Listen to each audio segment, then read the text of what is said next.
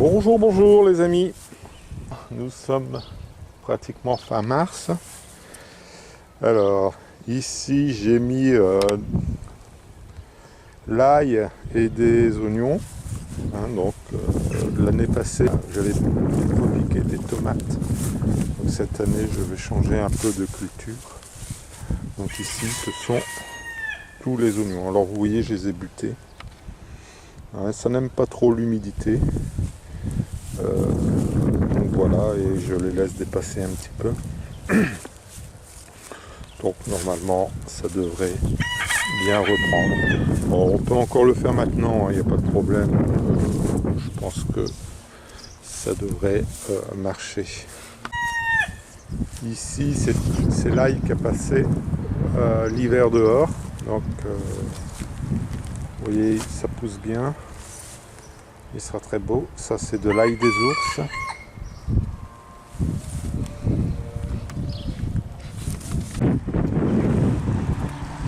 Ici, c'est les plants de fraisiers que j'avais fait une vidéo l'année passée sur comment repiquer les fraisiers.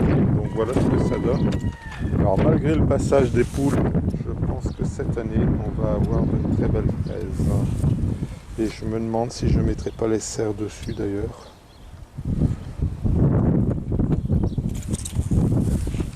Regardez, on voit que ça va commencer à fleurir, vous voyez. Alors dans la serre, nous avons ici des poivrons qui ont déjà bien germé. Ici, il y a quelques salades. Et là-bas, ce sont des tomates. Alors les tomates, j'en ai ressemé il y a quelques jours.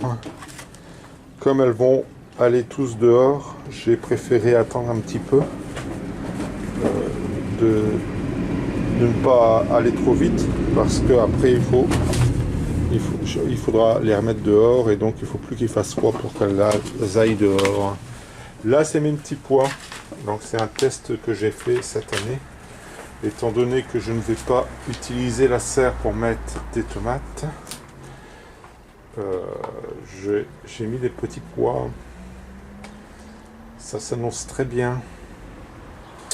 Là, ce sont des poireaux qui commencent à pousser aussi. Alors, ils sont pas très rapides cette année. Mais bon, voilà mes poireaux.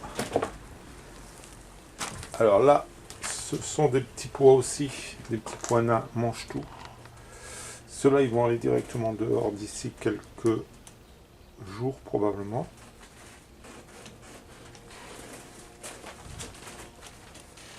Voilà.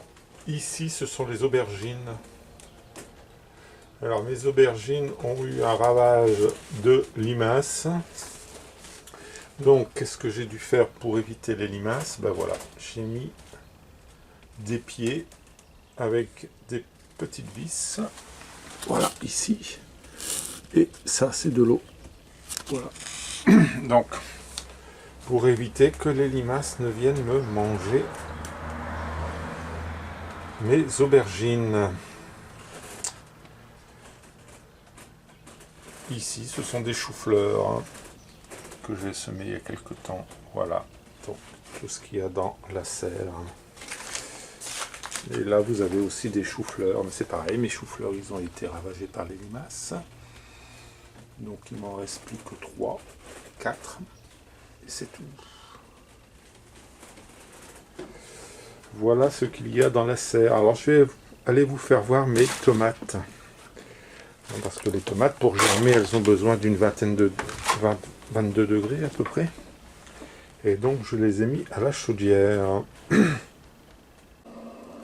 Ici, donc nous sommes à la chaudière. Vous voyez ici, ce sont toutes des tomates. Donc là, ce sont des Saint-Pierre. Ça, c'est pas une variété belge. Des tétons de Vénus. Et là, c'est du basilic. Donc, pour germer, les tomates ont besoin de 25 degrés à peu près et d'humidité. Mais elles n'ont pas forcément besoin de lumière. Donc, c'est pour ça que je les ai mis à la chaudière. Les 25 degrés, elles l'ont et l'humidité aussi. Ici, donc en dessous, hop, vous voyez, j'ai toute une série de plants de tomates aussi.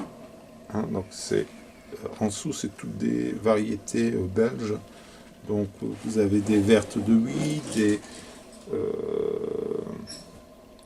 potagers de Vilvoorde, des gloires de Malines, etc. Donc c'est toutes des variétés anciennes belges. Donc vous voyez, voilà.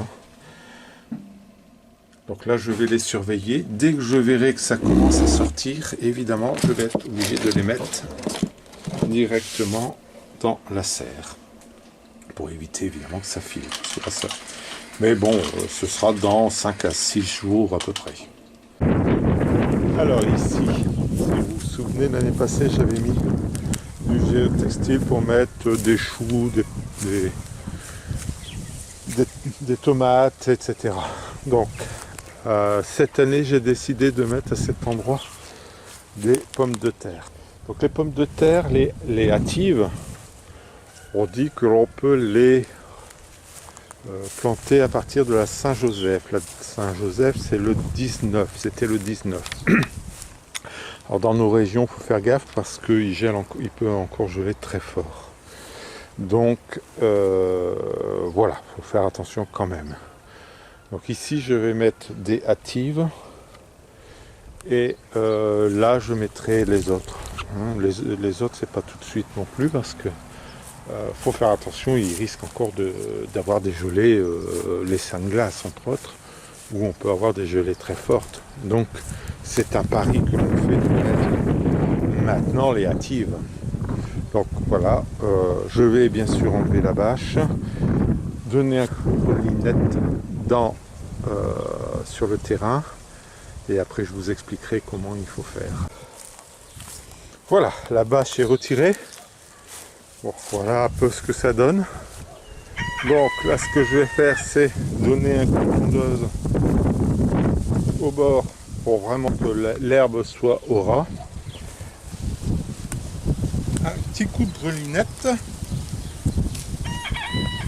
Donc pour rappel, voilà, la grelinette est hop, comme ça. On enfonce et voilà. Cette terre n'a jamais été retournée par un motoculteur. Donc c'est uniquement avec la bâche. Et vous voyez, ça marche très bien. Sans être obligé de donner un motoculteur. Alors vous voyez, j'ai mis un cordeau pour être à peu près droit.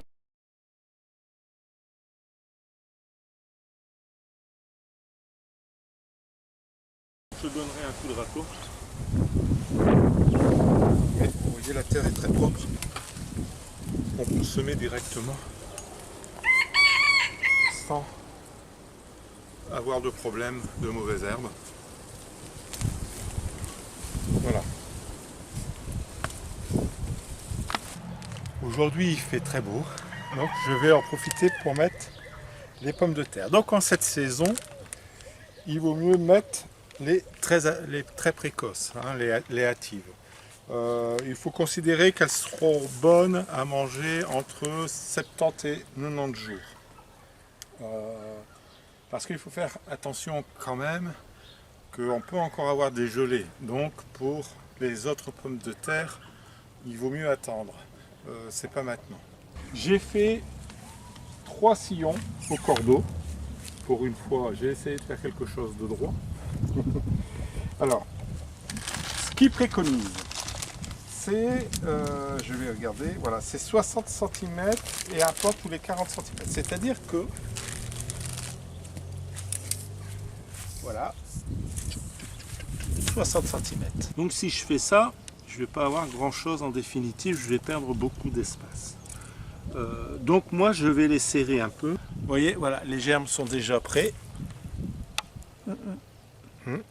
Donc, qu'est-ce que je vais faire? Je vais les mettre comme ceci, hop, comme ceci, et voilà. Voilà. Donc, ça fera une distance de à peu près 40 cm à chaque fois entre chaque plan. Comme je ne vais pas les buter, ça ira très bien.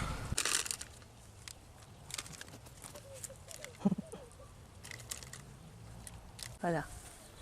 Donc voilà, j'ai mis les pommes de terre. plus ou moins. Là-bas, je les ai serrés un peu plus.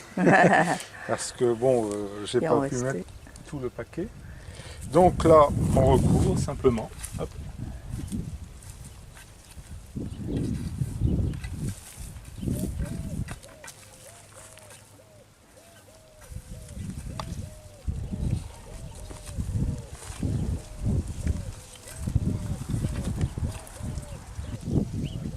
Là, la terre est bien chaude.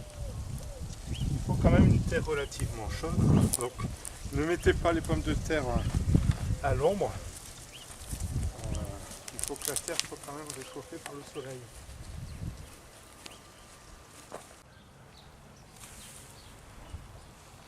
Et voilà, on arrive au bout.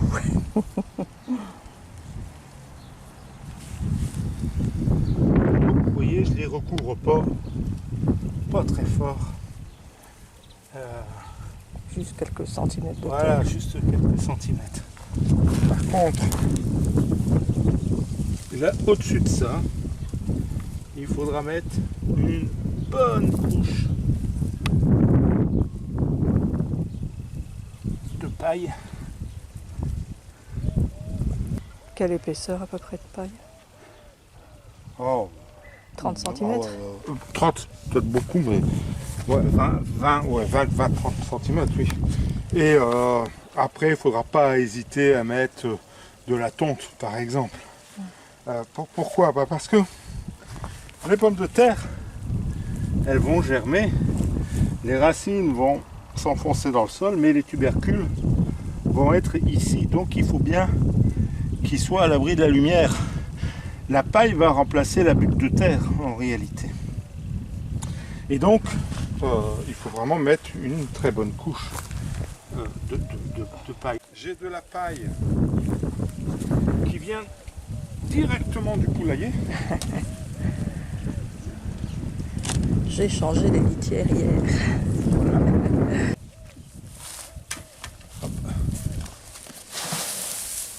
Voilà. Voilà.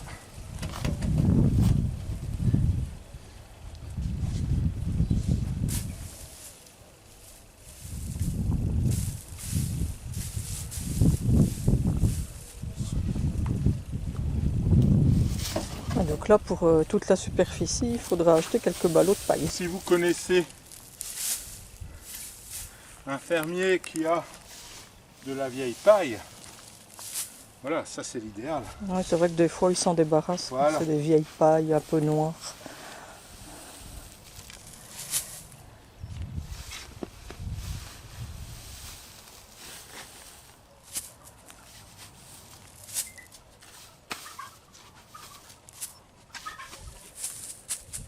Et voilà. Il faut faire ça assez vite, il Oui. ne faut pas que les germes sortent de terre. Oui, voilà, on n'est pas obligé de le faire tout de suite. Ouais, dans les Là, je jours vais qui pas faire suivent. tout de suite parce que j'ai pas assez de paille, il faut que j'aille la chercher.